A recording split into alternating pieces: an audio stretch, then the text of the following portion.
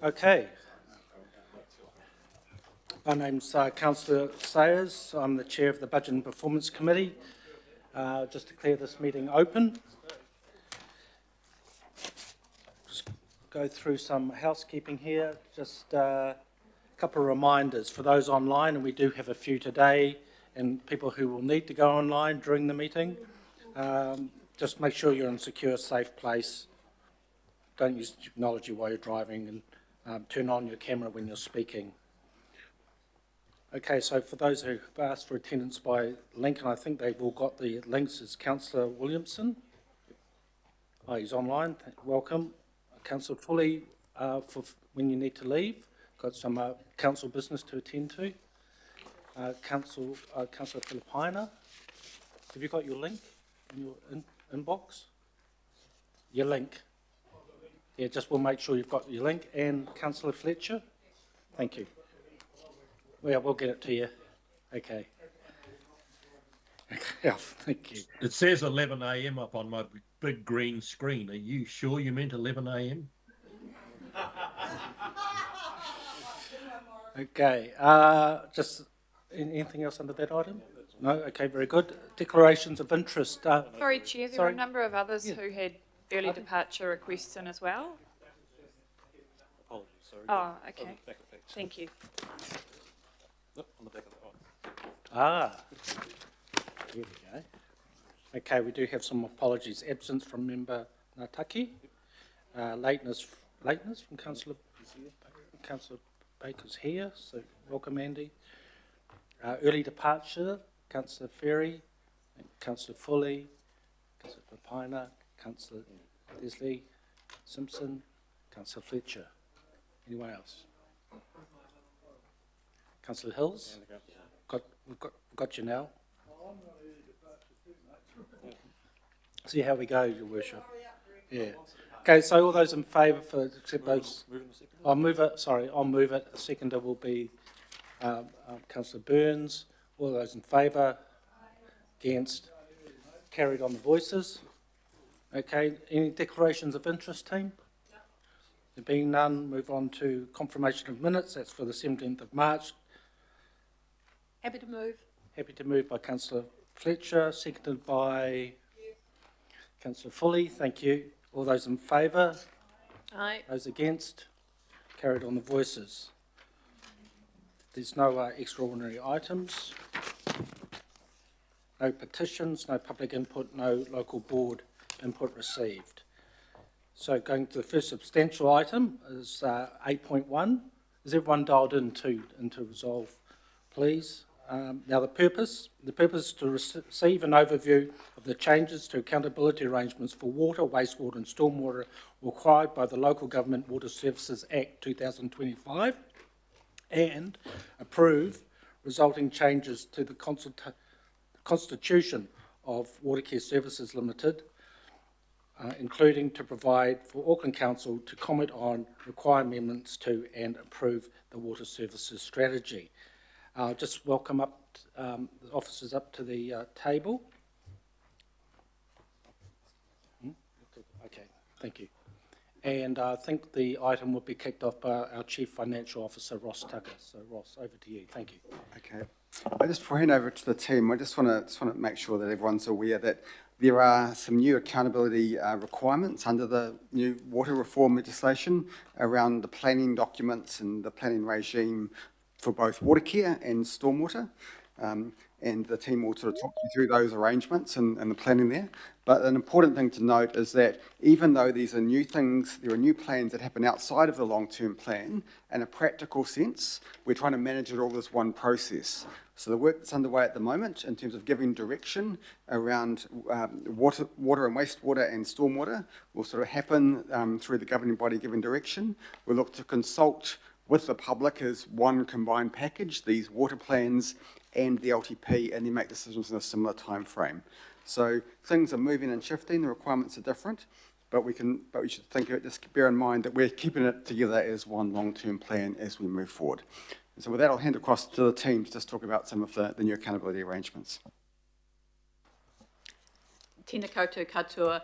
I'm Trudy Farver, Principal Advisor in the CCO Governance and External Partnerships team, and I'm joined at the table by Craig McElroy, GM of Healthy Waters and Flood Resilience, and Bram Van Mel, Associate General Counsel, Commercial. This report proposes some changes to Watercare's constitution and provides background on the changed accountability requirements for water services, which are the drivers for the decision you're being asked to make today. We did have some slides, which I can go through if they are available.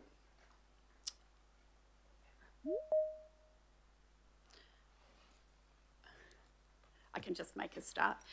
You make a start.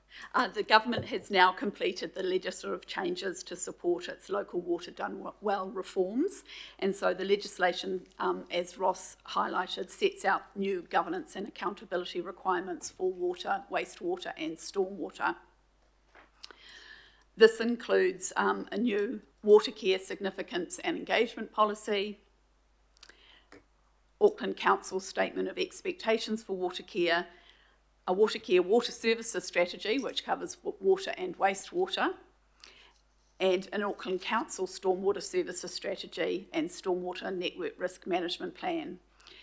Alongside this, there's also additional oversight by central government and regulation by Te Mata Arawai and Department of Internal Affairs, and noting that the current economic regulation by the Commerce Commission only applies to water and wastewater currently.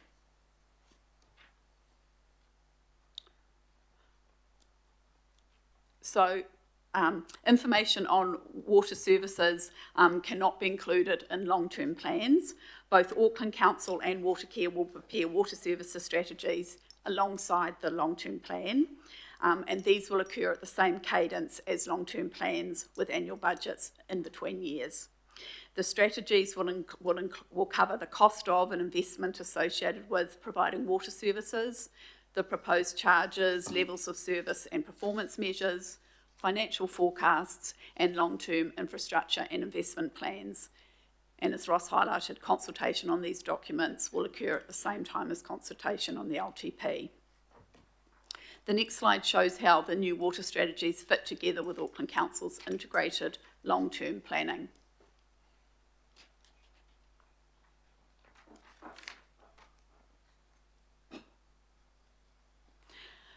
I'll hand over to Craig to highlight the changes in the stormwater space. Yeah, thanks very much. Next slide, please. There might actually be two slides on, I think.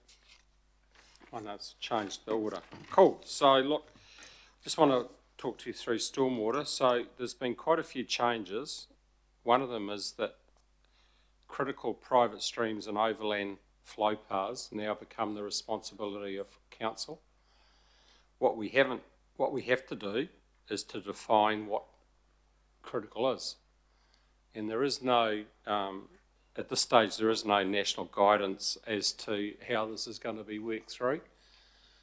And so we will be, I guess, the trendsetters, if you like, in terms of taking on doing some initial work, because Te Mata Arawai are ultimately going to be the regulator for technical parts of stormwater. But because stormwater is coming a long way behind water and wastewater, the work hasn't been done by them yet. And so we want to take advantage of this opportunity and really demonstrate some national leadership around how we define criticality. Because you've got to start somewhere. The budgets have to be ring-fenced. And so it's not been an issue in Auckland, but it's been an issue around the country that money's been nicked from water budgets to spend on other projects. And the other thing that we have to develop is a network risk management plan. And once again, there's no national guidance on how levels of risk get determined for stormwater. It's a glaring omission on the national front at the moment. There is no guidance as to how stormwater should be managed. And so once again, the work that we'll be doing in our risk management plan is going to be very, very important, because it's going to define what is an acceptable levels of service, for example, and that's going to have a huge impact on the type of investment that's required. So it's all around acceptability of a risk and whether you're happy with accepting the risk and to what extent you want that risk to be dealt with through investment programs to de-risk it. And at this stage, we're planning to bring that work back to this table for an initial conversation. I think it's in August this year. Yeah, I think I've just explained the fact that we are ahead of the game, but the problem is if we follow the timeline that's been set by central government, it doesn't work for the next LTP. It's far too late. They're talking about stormwater, some of the stormwater stuff coming into place in 2028. Well, that's no good for us because we need to be making decisions now around where we need to spend money. And as you know, with things like our Making Space for Water program, where we will be managing some very significant risks going forward, which impact local communities, we think it's really important to front foot this stuff right now and take advantage of the vacuum, if you like, that's presented by central government. And I'm actually going to be presenting on this to the Stormwater Conference in 2 or 3 weeks because I want the industry across the country to really take this issue by the throat as well and have it as an industry-led thing and not a government-led thing. Because we've got the perfect opportunity to actually lead it from a very strong operational focus. And I think we should take advantage of that opportunity. Kia ora, that's me.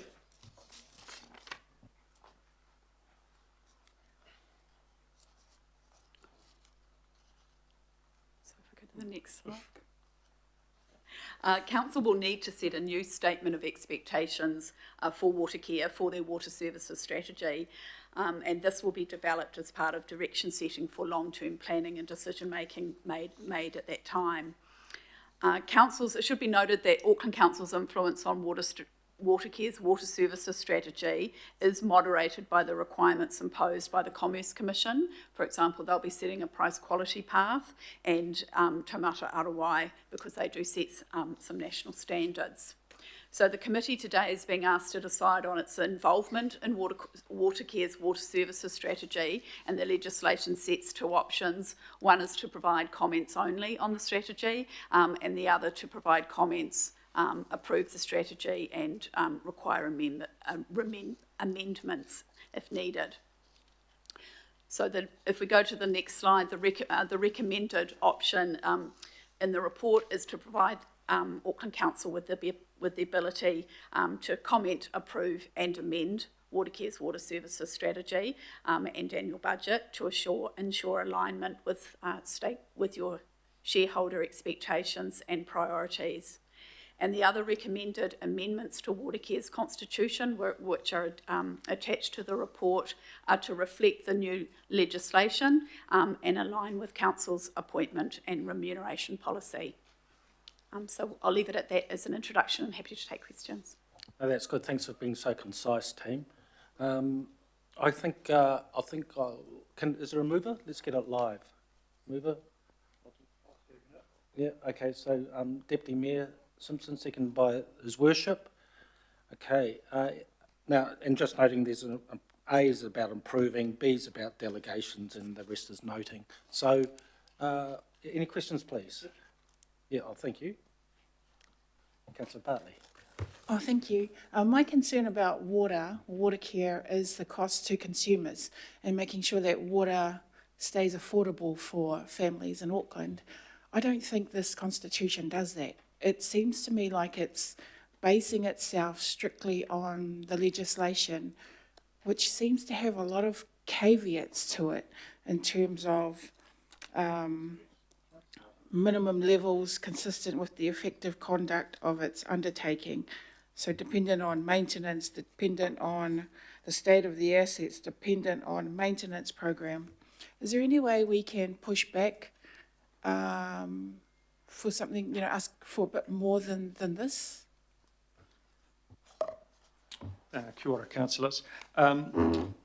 The easiest way to understand the constitution is probably all of our CCOs, all of our companies have a constitution, and it's a little bit of a mechanical document that supplements the Companies Act, really. So it's not the main event in terms of getting what we want from Watercare. Those documents would be the statement of expectation and, very importantly, the water services strategy, which sits side by side with the LTP now. So the other parts of this report that deal with that side of the accountability process are where we have influence on those things.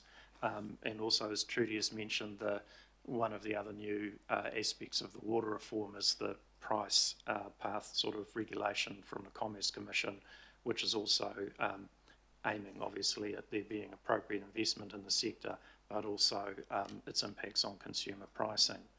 And some of the stuff in here, actually, there's a section on impacts on consumers and so on in the water services strategies.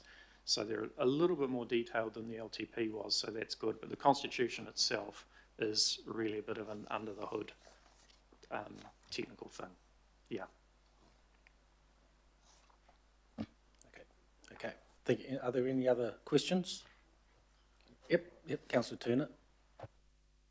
Thank you. Just on a waypoint here. Approve the water strategies alignment.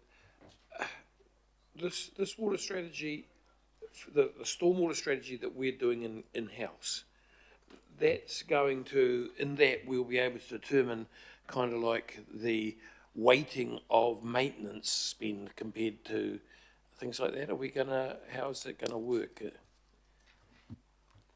Yep. So you basically go from the, there's a bit of a hierarchy that starts off with setting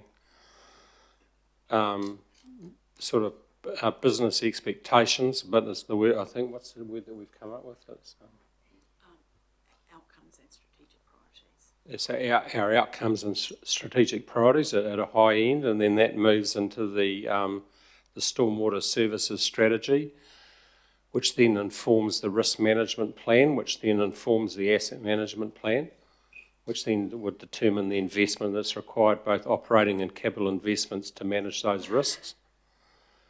We're going to see this in a working proposal where we can put comment in. Absolutely, that's the whole intention of bringing it back to you when it's at a fairly early stage of development, to make sure we've got those political guidelines in place, if you like, because we're moving into an area that's pretty uncharted. It's very important, I think, with those settings that you understand the implication, the financial implications of where we might set the dial for what's considered to be an appropriate level of service, for example.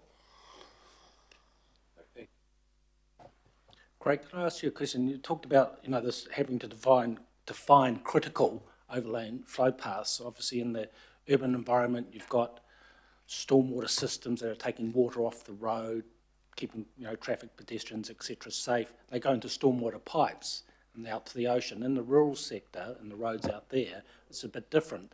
Overlay and flow path, the rain goes into a ditch, that goes into overlay and flow paths. So will that be part of your kind of thinking about how you define what's critical? Absolutely. So for some time now, we've had a pipe criticality rating of 1 to 5, where 1 is sort of mint condition and 5 is really, really bad condition. And we said we're only going to focus on 4s and 5s, because if you don't do any work on a 4, it becomes a 5, and then if you don't do any work on a 5, it fails. We need to apply the same thinking to our natural streams and our overlay and flow paths. This work, to the best of my knowledge, I've not seen any international work that's ever been done on trying to classify streams in terms of a risk classification from 1 to 5, but that's what we're going to have a crack at doing. Otherwise, we can't come up with a logical investment program for why we've got this private stream that we want to spend money on and why there's another one over here that we don't want to spend money on. It comes down to the hydraulic capacity and the stream back. The two things that affect it are the hydraulic capacity and the stability of the bank. Because that's equivalent to having a concrete pipe that's about to fail if the bank's not stable. Or if the pipe's not big enough, that's equivalent to having inadequate hydraulic capacity. So we're going to do that for both streams, which are like permanent streams, and I consider an overlay and flow path to be a temporary stream. In other words, when it rains, they flow with water. When they're not raining, they're dry. And so we need to do that across our entire network And we're lucky that we've got the tools and we understand the asset conditions sufficiently, now that we're using things like really sophisticated LiDAR to get down to quite micro details, to actually understand what that risk profile is going to look like. And then we can test that with you, and you can tell us whether you think we've got the settings between 5, 4, 3, 2, 1 appropriate. Because this isn't a pure science, there is a degree of subjectivity around what is an acceptable level of risk and how much flooding are you prepared to put up with in any particular circumstance. So, and we need to work collectively on this together, because as I say, we're working off a very low evidence base in terms of what other examples there are around the world to do this type of assessment. Thank you for that. That's great. So I've got His Worship, followed by Councillor Gillen, followed by... That was a very good answer, actually, I've got to say. But there's one bit that's missing in that analysis, and that's the consequences of failure. So you can have a crap pipe or a crap stream. If it does fail and only wets one house, we can have one that's 4, but if it lets it go, it wipes out 5 supermarkets. Now, so consequences of failure, I'd like you to add that into your thing, but I'd like you to... Yeah, no, Your Worship, I should have, it was my mistake, I should have mentioned it. So we do take the consequence into account, because the consequence is the probability of failure linked to the consequence. And those two, as you quite rightly say, constitute the risk 1 to score. 5, and that was a pretty good answer, and I like to hear the sound thinking sometimes, but just, yeah, the consequences of failure, the number one, if you're doing dams, for instance, which I do, safety matters, and the first thing is, what's the consequence of a failure? Washes out a paddock, nothing. Wipes out a town, should do it. What we then need to agree also is that we've got the ranking of the consequences in a way that everyone's comfortable with how we're actually classifying those consequences as well. But you're absolutely right, I definitely should have mentioned the consequence side of things. Kia ora. Thank you. Councillor Gillen. Thank you. So just carrying on this. So you're saying that we'll be assessing all of basically the streams that go through people's properties. We'll be scaling them depending on risk. And then the higher risk ones, what council is now going to be responsible for going in and cleaning those up? Because at the moment we expect the private landowner to manage it and make sure that it's not full of debris and stuff. Yes, for those streams that effectively get an overall risk rating, which is, as the Mayor's pointed out, is both a combination of the probability of failure and the consequences, council will take responsibility for those streams. I can assure you across the region, you could count on the fingers of one hand the number of private landowners that have ever done any work on a stream in terms of clearing it. It just doesn't happen.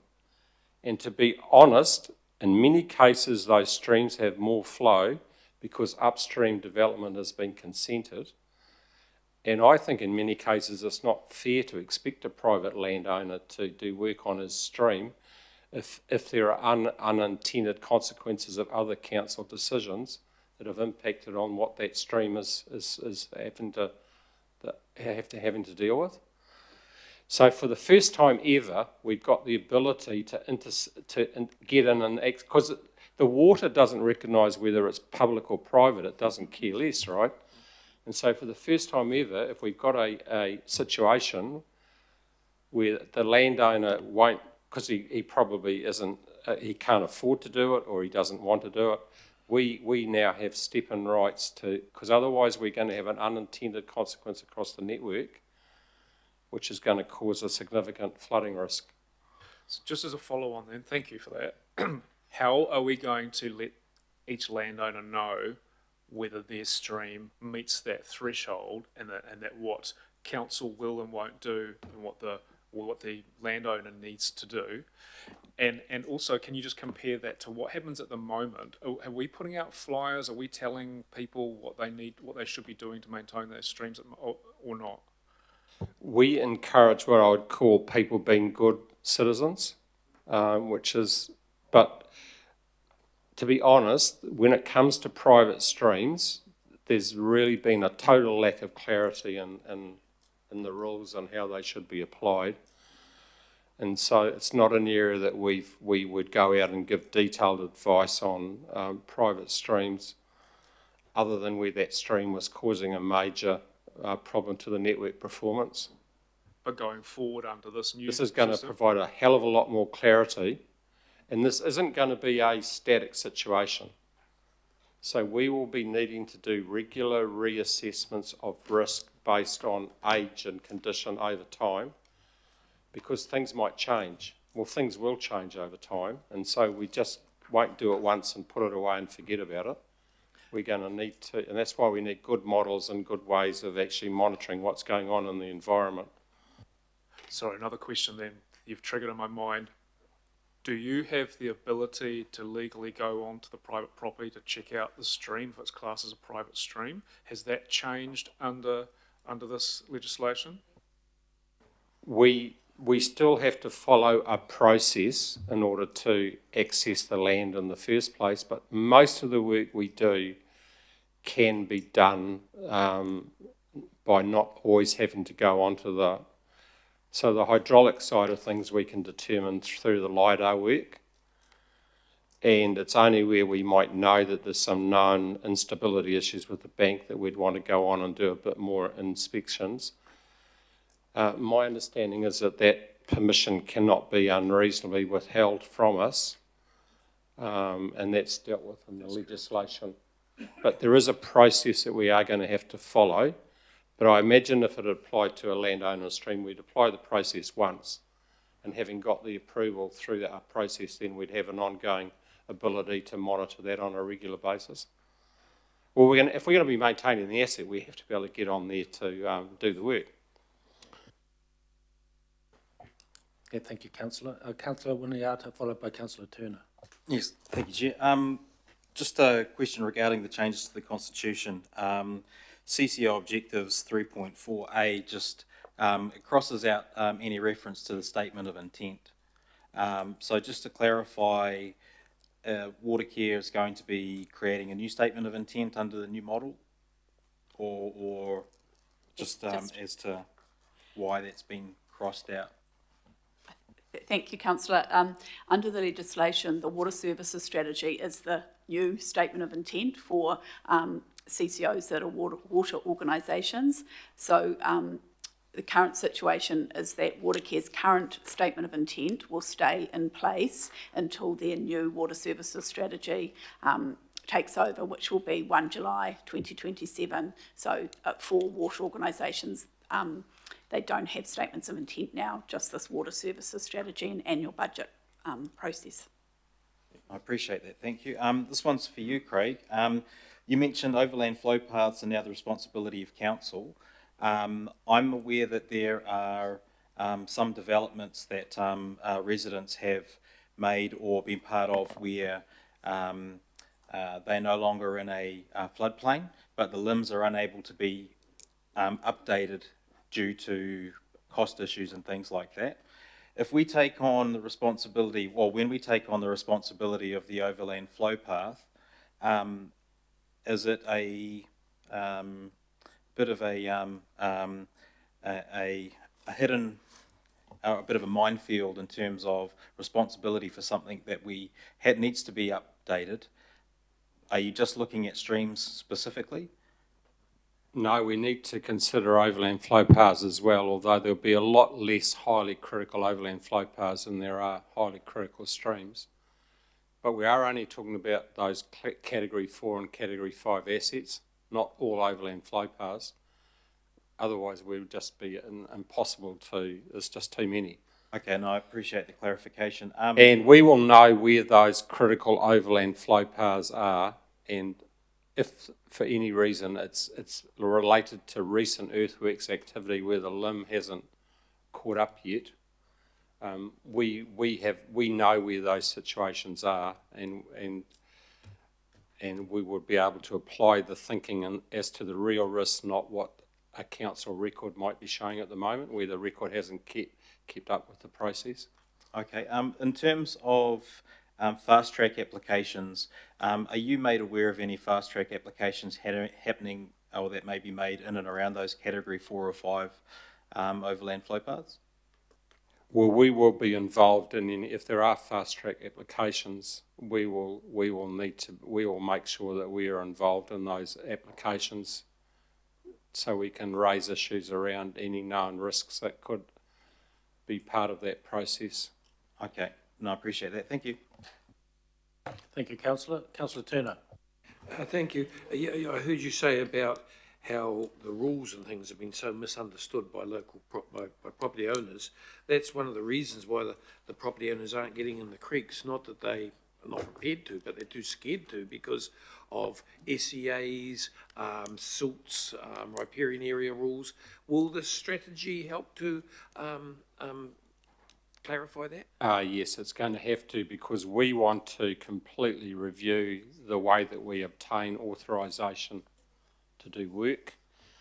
At the moment, it is just very, very, we need something that's quick and simple and effective. And so we are looking at a regional consent that will enable us to get in and do work on a regular basis without having to go through individual approvals every time we want to do something. But we have landowners that would do that for us, I believe, and they're not doing it because they too have the same problems. So I think when we apply the thinking to helping council with its own activities, we also need to apply it to think about how that would work for private landowners as well, because I'm talking about category 5s and 4s.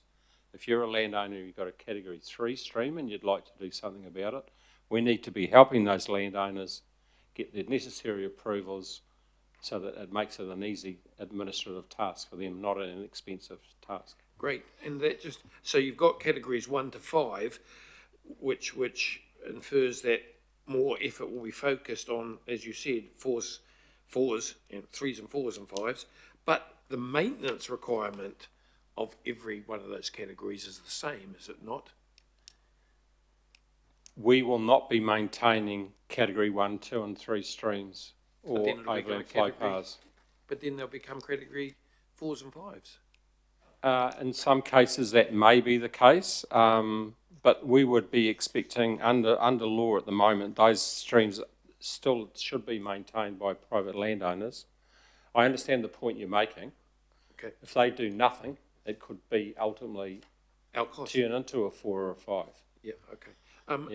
Thank you. And the last one, so just some things I've run into about overland flow paths with the regulatory department.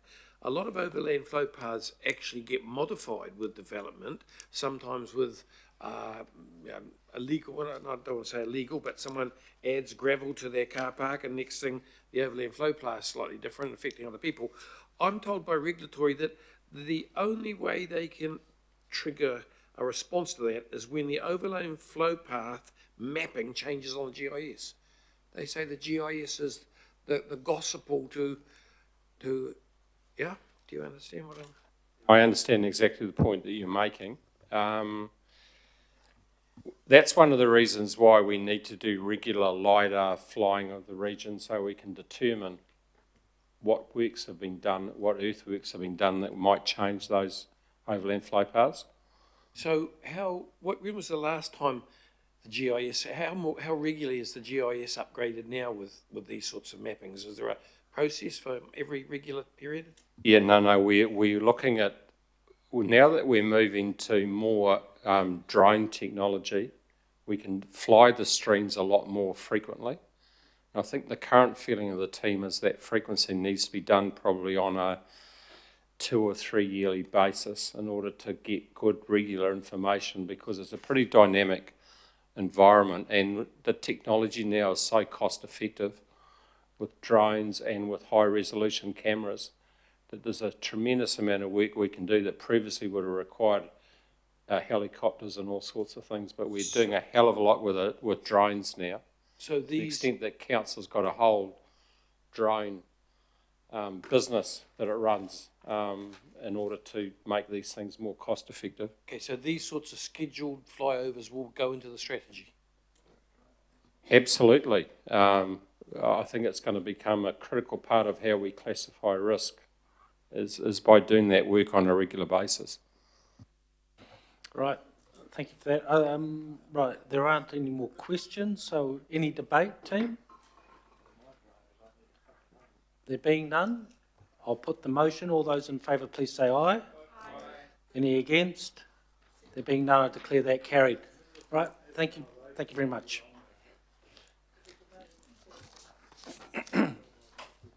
Okay.